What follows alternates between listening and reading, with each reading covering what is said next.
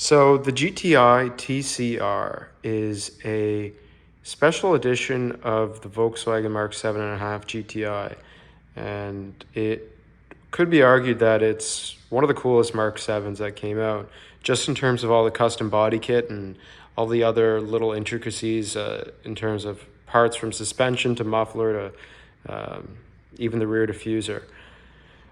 I think it's a pretty common mod for people who want to get a front lip on the Mark 7, probably on every car. But I'm someone who has actually gone through a couple front lips, and I've finally landed on the GTI TCR Front Lip. And you can see here I've actually got a brand new inbox Aerofab.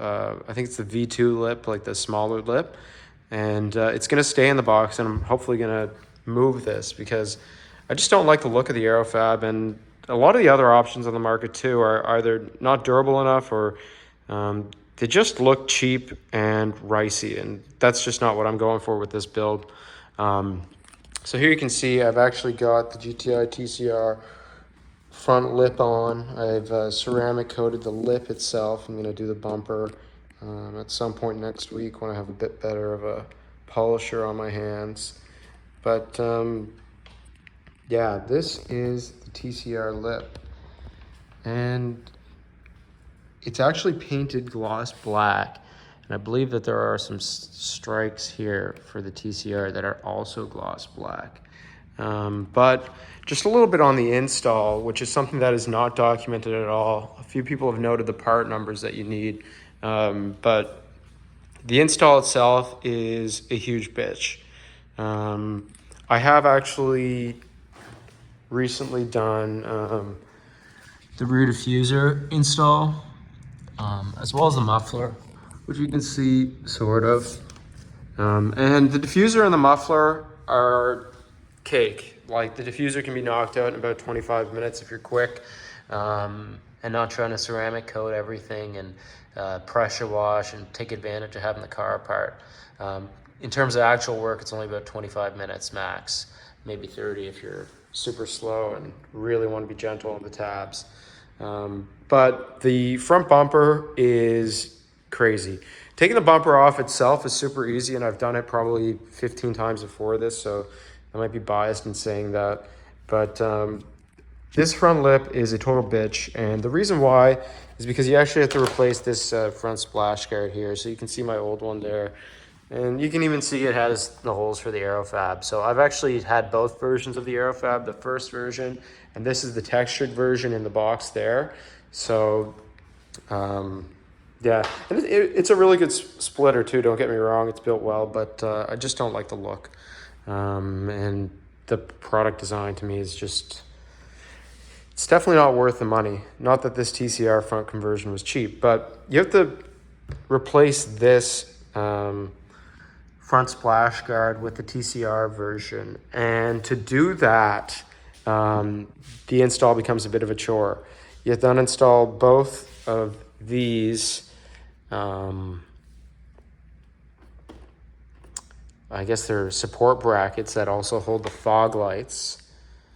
You also have to remove this, the front grille, and this is probably the most difficult part, because this front grille, you can see here, there are these little pieces that almost hook around the splash guard. So to remove a splash guard, you actually have to take this whole assembly off.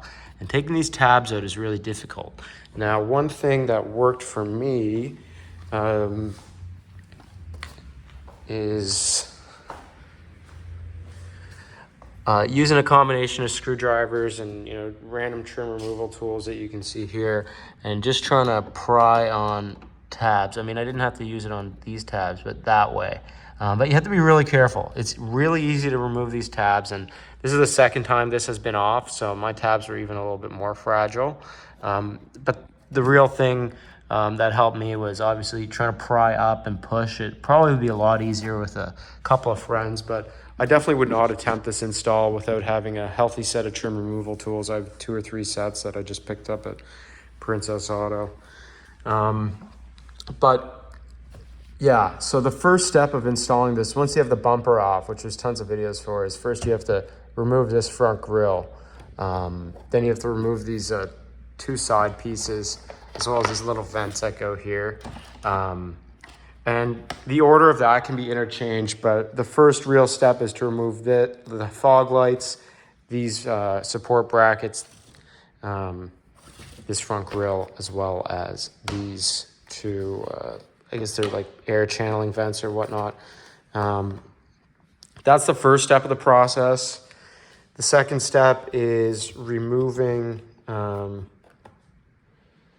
splash guard, which is actually pretty simple. There's 2 screws holding these brackets in, which obviously you'll have to remove, and I haven't put back in yet. And then the splash guard actually comes out very easily, but you have to remove all that. I struggled for a while trying to figure that out. You don't have to remove this, these little things, and yeah. The thing about this grill is that it includes all of this, but it also includes this piece. This is all one piece, and you can see here, just to demonstrate what it looks like out of the car, I actually bought a second one, just because I didn't actually crack this. I had the bumper repainted, and I noticed there's a crack here, and I just wasn't happy with leaving the car like that. And after going through the removal process, I wanted to take this off, replace this, because I didn't want to take it off twice, knowing that there were cracks. So I did that. And after that, these pieces actually come with 3M tape.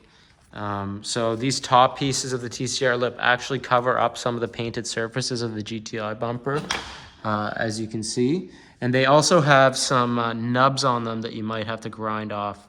Basically, it's like plastic rods that would slot into the bumper on the TCR bumper. You don't need those though, and I don't feel bad grinding them off. I think they're totally unnecessary. I might be crying when one of these $90 pieces, because all of these pieces, there's about 1, 2, 3, 4, 5, 6 of these black plastic painted pieces are all about $90 to $100 Canadian. So it's not a cheap front lip, but the fit and finish is just there, and it's totally unmatched. So yeah, basically when you're installing these top pieces, these top 3 pieces, you can see there's this middle piece and then the 2 side pieces. These 3M tape on and slot into some slots on the new splash guard. As well, then these bottom pieces slot in afterwards. And the only last part of that, or last part of the install, is there are actually holes, and I believe there are some push pins that you can use. Now you can see here, I did not order the push pins, so I am using zip ties until I can get the OEM push pins. And I'm probably going to be pretty lazy and lag on the push pin install, but that's just something to know that you will have to add. And finally, the one last thing to note with this install is that these brackets are different. So if you see here, this piece of the splash guard right here in between my fingers is actually thicker than this piece. So where these support brackets wrap around, and you can see how this is supposed to wrap around, and I haven't really pried it into place yet. This is thicker, so these are not going to fit as well. And I've had to actually modify this. You can see here that I have, you can see the, here. You can see these plastic things. I had to remove them here. There's 3 little, like, I guess they're little ridges that guide something. I can't figure out what they're for. I had to remove those. I just took a chisel and pretty much peeled them off, like a woodworking chisel, in the areas where these mount. And I also took just a vise and heat gun and tried to squeeze this to try and mold this piece. And I'm still working at getting it on. It does still fit upright, and I've actually had the bumper on the car. And you can see here so far, the only thing is there's this little gap. And the reason why is that the TCR doesn't come with fog lights. The TCR comes with different support brackets. I feel like they might be the same part number but end with an F, but I might be mistaken. And the fog lights are replaced with vents that go, I guess they probably go to the brakes. And it probably also means that there are different front fender liners and whatnot. But these are the intricacies of this TCI bumper front install. It is possible to do it without replacing these. This you can totally get away with. And you should be able to get away with not having to buy a second one of these if you're really careful and or you haven't had it apart once. I feel like a lot of these parts can sort of be considered single or two-time use when it just comes to the brittleness of the plastics. And your time, really. The time necessary to remove it safely multiple times, it might actually not be worth it at a certain point. So yeah, that's all I have to say about this install. Is it worth it? I already have the muffler and the rear diffuser, so I think it is. And eventually I'm going to get the side skirts. That's all I'm missing right now. And I'm also going to get the brake rotors. So I think it's worth it. But looking at this work versus the amount of work it took for me to install the Aerofab, there's a huge difference. And I mean, even other brands like a Maxton Design or Dutch Parts Co. or whatnot, there's a huge difference in terms of difficulty. This is a seriously involved install, and you want to make sure that you have everything on hand. Like I don't even have those little push pins that go in to here. And just to illustrate that a little more, you can see here underneath the TCR, this little trim piece. This is a hole where a screw or a little push pin kind of screw rivet thing goes. So you want to make sure you have all those parts on hand. And I know there's an Excel spreadsheet going around as well as a few other forum posts and whatnot talking about this install. But long story short, obviously all 6 of these pieces are necessary. And the splash guard is completely necessary. You can get away with without the push pins, but if you're going to spend $900 or whatnot on an OEM plus install, I think you're going to want to have the real push pins. I know I do. And this probably adds another $100 too if I were to buy these. And I'm probably getting into having to, but I want to figure out if I can keep the fog lights because I don't want to lose the fog lights at the expense of having the correct support brackets.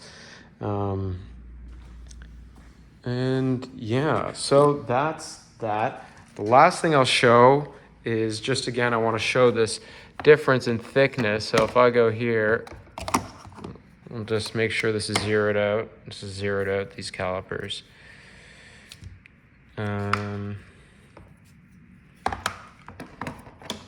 So yeah, if I am to measure like even just this distance here, coming out at about 18.8, 19 millimeters. I'm not being that precise because I'm one-handing it. If I'm to measure this, or if I go over here, which is closer to where it is, it's about 10 millimeters. So that's about a 7 millimeter difference.